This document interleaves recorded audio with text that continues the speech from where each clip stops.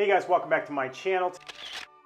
Today we are talking about the water level in your toilet. So I know everyone's going to be up in arms about the low flow and save water and all of that stuff. If I have to flush it multiple times, you're not saving any water. So I want the water level in my toilet bowl to be a little bit higher.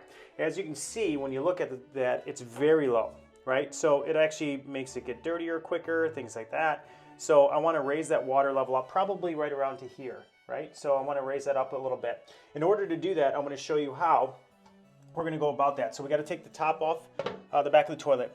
You can see this is a very new toilet from our builder. There's a bunch of different kinds of floats that come with different toilets. The old school, this is a new school float. And all you have to do for this one to get the water level a little bit higher is you see that this has got like, it looks like almost like a Phillips screwdriver. We're going to raise this float up right there. And to do that, all you need is a screwdriver, or you can do it by hand, I think, most of the time. And you're just going to basically turn it clockwise until it goes up a little bit. So I just turned it 2 clicks.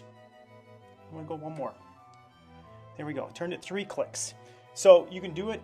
You can see it's got a little grip. You can do it by hand. If you have not strong fingers, you can actually use a screwdriver to do it. I'm going to do one more. There we go. That's 4 clicks higher. So we're going to do that. We're going to give it a flush, and we're going to show you that the water level is higher in the toilet, and therefore will stay cleaner, and it'll get rid of all the waste easier. So let's show you.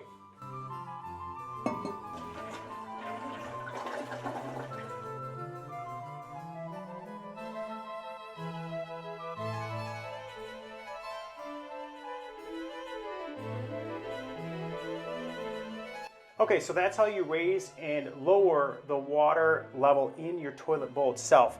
Clockwise will raise your water, counterclockwise will make it go lower. So that's it. Subscribe to our channel, give us a thumbs up. Super thanks is always welcome, and we'll see you next time.